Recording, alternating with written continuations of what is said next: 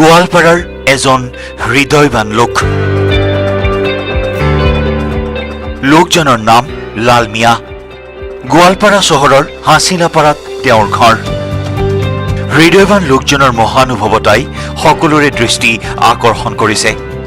Corona ভাইৰাছৰ ভয়াৱহতাৰ সময়ত পদপথত থকা মানসিক বিকাৰগ্ৰস্ত লোক আৰু পদপথৰ ভিক্ষাৰীক যোগান ধৰিছে খাদ্য। খেলাত ভাত দাইল লৈ প্ৰতিদিনে গোৱালপাৰা চহৰত 20ৰ পৰা 30 কিলোমিটাৰ খোজকাঢ়ি যোগান ধৰি আহিছে খাদ্য। বিগত বৰ্ষৰ লকডাউনৰ সময়তো এনে কাৰ্য সম্পাদন কৰিছিল লাল মিয়াই। কৰোনা ভাইৰাছৰ গণসংক্ৰমণ ৰোধ কৰাৰ বাবে চৰকাৰে জাৰি কৰিছে কঠোৰ SOP। চৰকাৰে জাৰি কৰা এই নতুন নিৰ্দেশনাৱলীৰ ফলত এক প্ৰকাৰ বন্ধ হৈ পৰিছে বজাৰ আৰু হোটেলসমূহ। এনে ক্ষেত্ৰত পদপথত থকা মানসিক বিকাৰগ্ৰস্ত লোক আৰু ভিক্ষাৰীসকলে যাতে ভোকত থাকিব নালাগে তাৰ প্ৰতি লক্ষ্য ৰাখি লোকজনে পুনৰ আৰম্ভ কৰিছে খাদ্য যোগান ধৰা কাৰ্য। খাদ্যৰ সমানে সমানে যোগান ধৰিছে কাপোৰ কানি, মাস্ক আদিও।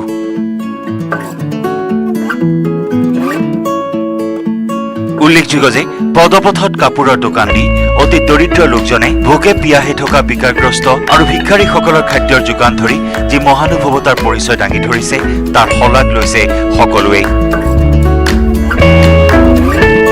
যোৱা লকডাউনত লোকজনে মানসিক বিকাৰগ্ৰস্ত লোকৰ খাদ্যৰ নামত কেৱল নিজৰ পকেটৰ পৰা খৰচ কৰিছিল 70,000 টকা। এইবেলি পকেটত 30,000 টকা লৈ আৰম্ভ কৰিছে এনে প্ৰশংসনীয় কাৰ্য। ৰাজ্যত ভয়াৱহ ৰূপ ধাৰণ কৰিছে যে কৰোনা ভাইৰাছ, আৰু গোৱালপাৰাতো দেখা গৈছে প্ৰতিদিনে বৃদ্ধি পাবলৈ ধৰিছে COVID-19 ৰোগীৰ সংখ্যা। আৰু তেনে সময়ত দেখা গৈছে চৰকাৰৰ যি নতুন SOP 11 বজাৰ লগে লগে দোকান পোহাৰ বন্ধ কৰিব লাগে, আৰু 12 বজাত যি খাদ্য আইন, এই খাদ্য আইনৰ সময়ছোৱাত যি মানসিকভাৱে বিকাৰগ্ৰস্ত লোক বা পথৰ ভিক্ষাৰী এসাঁজ খোৱাৰ বাবে হাহাকাৰ কৰিব লগা হৈছে। তেনে সময়ত কিন্তু গোৱালপাৰাৰ এজন হৃদয়বান লোক যি লাল মিয়া নামৰ লোকজনে সেই লোকসকলক আহাৰ গ্ৰহণৰ বাবে তেওঁলোকে ব্যৱস্থা গ্ৰহণ কৰিছে। আমি দেখুৱাই আছোঁ, নিউজ 18 অসম ধৰক পোনপটীয়াভাৱে দেখুৱাই আছোঁ যে লাল মিয়া তেখেতে যোৱাবাৰ যি লকডাউনৰ পৰাই এই পদক্ষেপ হাতত লৈছে, আৰু যিসকল লোক ইতিমধ্যে দেখা গৈছে যে পথৰ ভিক্ষাৰী বা মানসিকভাৱে বিকাৰগ্ৰস্ত লোকসকলক এসাঁজ আহাৰৰ বাবে তেওঁলোকে হাবাথুৰি খাব লগা হৈছে। তেনে সময়ত কিন্তু এক সুন্দৰ পদক্ষেপ হাতত লৈছে যি লাল মিয়া নামৰ আছে। মোৰ লগত তেখেত আছে, মই আপোনাৰ কাষত আহিছোঁ। আপুনি কেতিয়াৰ পৰা দেখা গৈছে? যোৱাবাৰো আপুনি যোৱাবাৰো 3 মাহ মই লকডাউনত খিলাইছোঁ, 70,000 টকা বাজেট লৈছিলোঁ, শেষ কৰিছোঁ। এইবাৰো মই 30,000 টকা লৈছোঁ। পাগলৰ অৱস্থা দেখি আমি পাগল হৈ গৈছোঁ। তাৰমানে কবৰস্থানৰ পৰা কাঁচা কাঠল আনি পাক্কাত গোটাই আছে। হোটেলবিলাক আগতে বন্ধ কৰে, একো বস্তু নাপায়। যিটো টাইমত দিব 2টা 2:30 তাৰ আগতে হোটেলবিলাক বন্ধ হৈ যায়। এই অৱস্থা দেখি আকৌ আমি 30,000 টকা লৈ, আমাৰো অৱস্থা খুব ভাল নহয়, ফুটপাথত দোকান কৰি খাওঁ, কিন্তু সিহঁতৰ অৱস্থা দেখি আমি ওলাই আহিছোঁ। ওলাই সেইকাৰণে দি আছোঁ, কিন্তু আমি বয়স মোৰ 60 পাৰ হৈ গৈছে। এতিয়া ঠেলা ঠেলি ভাত দেওয়া বহুত কষ্ট হৈছে মোৰ।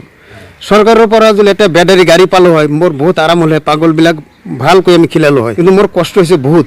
60 বছৰ পাৰ হৈ গৈছে। এই 30, 15-20 কিলোমিটাৰ টাউনটা ৰাউণ্ড হয় মোৰ প্ৰতিদিনে। কি যোগান ধৰে আপুনি? যোগানদাৰ মুৰ্গীৰ মাংস, কোনোবা ডিম, কোনোবা দিন মাছ, কোনোবা দিন নিৰামিষি, এনেকুৱা চলাই আছোঁ আৰু কি। আপুনি কি কৰে? মই ফুটপাথত এটা কাপোৰৰ দোকান কৰোঁ, ট্ৰেন্সপৰ্টত। এই দোকানৰ পৰা যিমানখানি মোৰ বুঢ়া বুঢ়ী খাই বাচে, বাকী পইচাখিনি আমি বেলেগ কৰি থৈ দিওঁ। এইবাৰ যোৱাবাৰৰ পৰা 30,000 টকা মোৰ ছেট হৈছিল। সেই 30,000 টকা লৈ আৰু আমি ৰাস্তাত ওলাইছোঁ পাগলৰ কাৰণে। ক'ব লাগিব এক সুন্দৰ পদক্ষেপ বুলি ক'ব লাগিব যে লাল মিয়া নামৰ যি লোকজন, তেখেতে নিজৰ গাঁঠিৰ ধনেৰে তেওঁলোকে ইতিমধ্যে যি মানসিকভাৱে বিকাৰগ্ৰস্ত যি লোক হওক বা পথৰ ভিক্ষাৰী, সেই লোকসকলক তেওঁলোকে আহাৰৰ বাবে তেওঁলোকে যোগান ধৰিছে। আমি দেখুৱাই আছোঁ, গোৱালপাৰা চহৰৰ মাছমজিয়াৰ পৰা দেখুৱাই আছোঁ। কিছু স্থানীয় দাদা, মই আপোনাৰ কাষত আহিছোঁ, কি ক'ব? তেখেতে নিজৰ যোৱা বছৰ আমি দেখিছোঁ তেওঁ মানে এনেকুৱা কি কয় পথৰ পগলাবিলাকক যোগান ধৰিছে। এই বছৰো দেখিছোঁ তেওঁ যোগান ধৰি আছে পগলাবিলাকক। তেওঁ এই পগলাবিলাক নানান ঠাইত থাকে, গতিকে তেওঁ গোটেই গোৱালপাৰা টাউনখন ঘূৰিব লগা হয়। অকল এই ভাটিপাৰাতে নহয়, এই গোৱালপাৰা টাউনৰ যিমান দুৰ্গা মন্দিৰ, কাছাৰীঘাট, মইলাপথাৰ সকলো ঠাইতে যায়, কাৰবলা সকলো ঠাইতে তেওঁ ঘূৰি নিশ্চয়কৈ ক'ব লাগিব যে লালমিয়া নামৰ যি লোকজনে প্ৰায় পুৱাৰ ভাগত তেখেতে এই ঠেলাখন লৈ পেলাই খাদ্য সামগ্ৰী লৈ পেলাই প্ৰায় গোৱালপাৰা চহৰৰ প্ৰায় 30-40 কিলোমিটাৰ তেখেতে খোজকাঢ়ি পেলাই যিখিনি গোৱালপাৰা চহৰৰ বিভিন্ন বা মানসিকভাৱে বিকাৰগ্ৰস্ত লোক বা পথৰ ভিখাৰী তেওঁলোকক এই আহাৰ গ্ৰহণ কৰি আছে। ক'ব লাগিব সুন্দৰ পদক্ষেপ বুলি ক'ব লাগিব, লালমিয়াৰ এক সুন্দৰ পদক্ষেপ বুলি ক'ব লাগিব। মই পুনৰ কৈছোঁ ৰাজ্যত ভয়াৱহ ৰূপ ধাৰণ কৰিছে যে COVID-19, এই COVID-19ৰ ফলত চৰকাৰৰ যি নতুন SOP 11 বজাৰ লগে লগে দোকান পোহাৰ বন্ধ কৰিব লাগিব আৰু 12 বজাত যি খাদ্য আইন সেই সময়ছোৱাত কিন্তু যি পথৰ ভিখাৰী হওক বা যি মানসিকভাৱে বিকাৰগ্ৰস্ত লোকসকলে এসাঁজ খোৱাৰ বাবে হাহাকাৰ কৰিব লগা হৈছে, তেনে সময়ত দেখা গৈছে এক সুন্দৰ পদক্ষেপ লৈছে যে লালমিয়া নামৰ লোকজনে তেখেতে নিজৰ গাঁঠিৰ ধন ভাঙি পেলাই তেখেতে এই লোকসকলক আহাৰৰ কাৰণে ব্যৱস্থা গ্ৰহণ কৰিছে।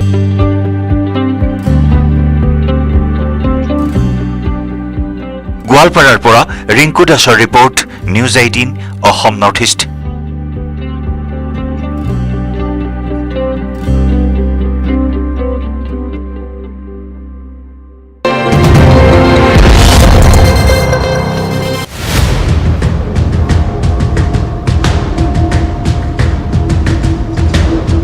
কৰোনা মহামাৰীৰ ভয়াৱহতাৰ মাজতে চিৰাঙৰ ঢালিগাঁও আৰক্ষী চকীৰ ভাৰপ্ৰাপ্ত বিষয়াৰ মহানুভৱতা। PPE কিট পিন্ধি সংকটজনক লোকক চিকিৎসালয়ত ভৰ্তি কৰি জীৱন ৰক্ষা কৰিলে আৰক্ষী বিষয়াই। চিৰাঙৰ ঢালিগাঁও থানাৰ ভাৰপ্ৰাপ্ত বিষয়াৰ প্ৰশংসনীয় পদক্ষেপ।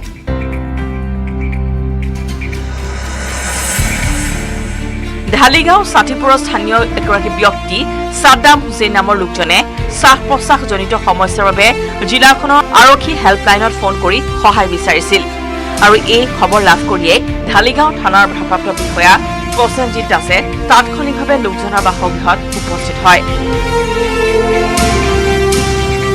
কিন্তু বাসগৃহটোৰ ভিতৰত আবদ্ধ হৈ থকাৰ ফলত গেট ভাঙি আৰক্ষীৰ দলে ভিতৰত প্ৰৱেশ কৰে আৰু অকলশৰীয়া লোকজনক উদ্ধাৰ কৰে।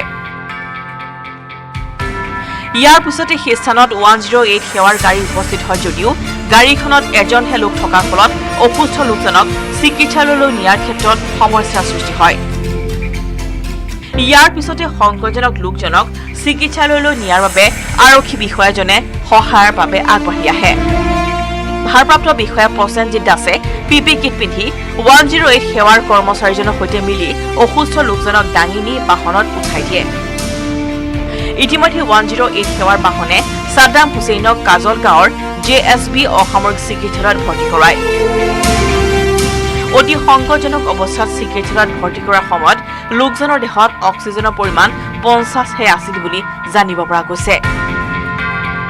অসম আৰক্ষীৰ সঞ্চালক প্ৰধান ভাস্কৰজ্যোতি মহন্তই কৰোনা মহামাৰীৰ ভয়াৱহতাৰ প্ৰতি লক্ষ্য ৰাখি ৰাইজৰ সহায়ৰ বাবে আৰক্ষী প্ৰশাসনক নিৰ্দেশ জাৰি কৰাৰ সময়তেই চিৰাঙত আৰক্ষী বিষয়াৰ পদক্ষেপক অঞ্চলবাসীয়ে শলাগ লৈছে। বঙাইগাঁৱৰ পৰা উপানন্দ শৰ্মাৰ report, news 18 Assam north east.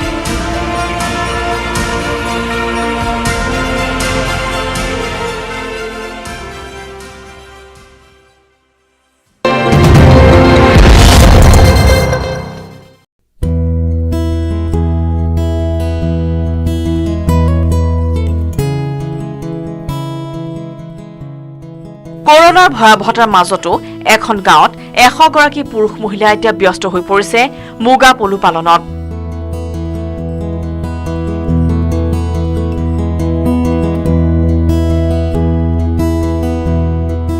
Sonitpur জিলাৰ বৰচলাৰ ৰেচম বিভাগৰ মুগা ফাৰ্মত ৰেচম বিভাগৰ সহযোগত এদল পুৰুষ মহিলাই মুগা পলু পালন কৰি মুগা সূতা উৎপাদনত ব্যস্ত হৈ পৰিছে।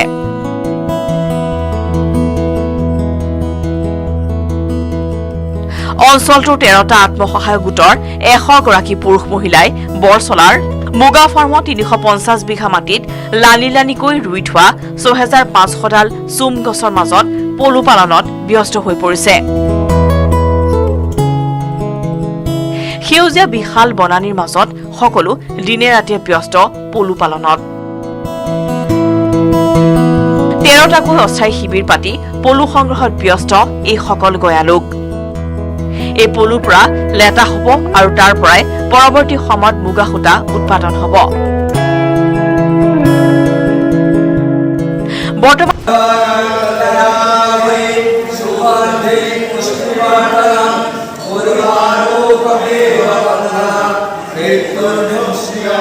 কৰোনাৰ ভয়াৱহতাত দিশহাৰা হৈছে দেশৰ ৰাইজ চৰকাৰী নিয়ম নীতিসহ চিকিৎসকৰ পৰামৰ্শ মানি চলিছে ৰাইজে লগতে কৰোনাৰ ত্ৰাসৰ পৰা মুক্তি পাবলৈ আধ্যাত্মিকতাৰো আশ্ৰয় লোৱা দেখা গৈছে মানৱ জাতি কৰোনাৰ মহাসংকটৰ পৰা বিশ্ববাসীয়ে পৰিত্ৰাণ পাবলৈ কৰিমগঞ্জ চহৰৰ টাউন কালিবাৰীত আৰম্ভ হৈছে মহামৃত্যুঞ্জয় যজ্ঞ অসম তথা সমগ্ৰ বিশ্বৰ অপায় অমংগল দূৰ কৰাৰ কামনাৰ্থে সম্পূৰ্ণ কোভিড বিধি মানি 24 ঘণ্টালৈকে কৰিমগঞ্জ টাউন কালিবাৰীত চলিব এই মহামৃত্যুঞ্জয় যজ্ঞ দেওবাৰৰ পৰা আৰম্ভ হোৱা এই যজ্ঞ সোমবাৰে দুপৰীয়াৰ ভাগত সামৰণি পৰিব বুলি জনায় আয়োজকে আমরা এই মার কাছে বা মহামৃত্যুঞ্জয়ের কাছে এইটুকুই কামনা করি যে আজকের যে আমাদের যে অতিমারী অবস্থা সেই অবস্থার জন্য আমাদের এই যজ্ঞ হচ্ছে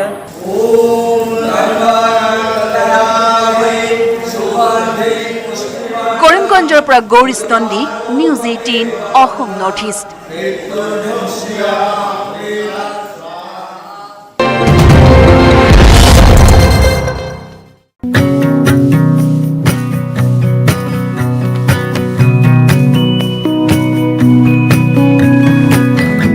অসম তথা সমগ্ৰ দেশৰ বাবে গৌৰৱ কঢ়িয়াই আনিছে অসমৰ এগৰাকী জীয়ৰীয়ে অসমৰ কৰিমগঞ্জ জিলাৰ প্ৰত্যন্ত এলেকাত জন্মগ্ৰহণ কৰা গাঁৱৰ এলপি স্কুল হাইস্কুলত পঢ়া শুনা কৰি পৰিৱৰ্তিত উচ্চ শিক্ষিত হৈ বৰ্তমানে ডিআৰডিঅ'ত বৈজ্ঞানিক হৈ কামত নিয়োজিত হৈছে এইগৰাকী জীয়ৰী ডিআৰডিঅ'ৰ গৱেষণা সংস্থা INMSৰ এটি দলৰ লগত মিলি আৱিষ্কাৰ কৰিছে কৰোনাৰ ঔষধ 2DG অসম সন্তান এইগৰাকী বৈজ্ঞানিক নাম হৈছে জুবলি পুৰকায়স্থ কৰিমগঞ্জৰ ভাৰত বাংলাদেশ সীমান্তৱৰ্তী ভিতৰুৱা গাঁও মহিষাসন এলেকাৰ অতি দৰিদ্ৰ পৰিয়ালৰ সন্তান আছিল জুবলি পুৰকায়স্থ আৰু এইগৰাকী বিজ্ঞানীৰ সফলতাৰ কাহিনীৰে এই বিশেষ প্ৰতিবেদন 2DGৰ যিখিনি কামৰ সম্পূৰ্ণ ক্ৰেডিটটো মই দিব বিচাৰিম মোৰ head of the department doctor Sudhir চান্না ছাৰক আৰু মোৰ ছিনিয়ৰ ডক্টৰ অনত নাৰায়ণ ভট্টক তেওঁলোকৰ তত্ত্বাৱধানত গোটেই কামখিনি কমপ্লিট হৈছে আমি এজ এ টিম আমি কাম কৰি আছোঁ ইয়াতে কোভিড-19 যেতিয়া শুৰু হৈছে তেতিয়াৰ পৰাই আমি কোভিড-19ৰ কাম কৰি আছোঁ একটা টিম হিচাপে আমি কাম কৰি আছোঁ কোভিড-19ৰ এগেইনষ্টত defence research and development organisation চমুকৈ ডিআৰডিঅ' আৰু এই ডিআৰডিঅ'ৰ অধীনত থকা শক্তিশালী গৱেষণা ইউনিট হৈছে institute of nuclear medicine and allied sciences চমুকৈ INMS নামৰ সংস্থাৰ এদল বিজ্ঞানীয়ে কৰোনা মহামাৰীৰ সময়ত দেশৰ বাবে কঢ়িয়াই নিছে আশাৰ বতৰা বিজ্ঞানীৰ এই দলটোৱে ইতিমধ্যে প্ৰস্তুত কৰিছে কৰোনাৰ দৰৱ 2DG দেশজুৰি সম্প্ৰতি চৰ্চাৰ বিষয় হৈ পৰিছে 2DG নামৰ কৰোনাৰ দৰৱ আৰু এই দৰৱৰ সৈতে আমাৰ ৰাজ্য অসমৰো আছে পোনপটীয়া সম্পৰ্ক কিয়নো যিটো বৈজ্ঞানিক দলে 2DG নামৰ ঔষধ প্ৰস্তুত কৰিছিল সেই দলটোৰ এগৰাকী বিজ্ঞানী হৈছে অসম সন্তান জুবলি পুৰকায়স্থ এই পেণ্ডেমিকৰ সময়ত মই মোৰ অসমবাসীক মই এটাই কথা কম যে মাস্ক পিন্ধিব লাগিলে ডাবল মাস্ক পিন্ধিব সোশ্যাল ডিষ্টেন্সিংটো মেইনটেইন কৰিব আৰু নিজৰ সাফ সফাইখিনি মেইনটেইন ৰাখিব হাত ধুব ৰেগুলাৰলি চকুত মুখত হাত নোধোৱাকৈ কেতিয়াও নলগাব এইখিনি যদি আমি মেইনটেইন কৰি থাকিব পাৰোঁ নিজকে ভাল ৰাখিব পাৰোঁ কৰোনাৰ পৰা নিজকে বচাই ৰখাটোৱে বেষ্ট পদ্ধতি হয় বিজ্ঞানী ডক্টৰ জুবলি পুৰকায়স্থ মূলতঃ কৰিমগঞ্জৰ বাসিন্দা অতি দৰিদ্ৰ পৰিয়ালৰ সন্তান জুবলি পুৰকাষ্ঠই জীৱনৰ বহু ঘাত প্ৰতিঘাত নেওচি নিজকে এগৰাকী সফল বিজ্ঞানী হিচাপে প্ৰতিষ্ঠিত হ'বলৈ সক্ষম হৈছে। জুবলিৰ সাফল্যক লৈ গৰ্বিত জন্মগাঁও মহিষাসন। वो सिर्फ हमारे लिए प्राउड की बात नहीं है, पूरे देश के लिए प्राउड की बात है। और हमारे पापा लोग कहते थे कि वो she was a brilliant great student.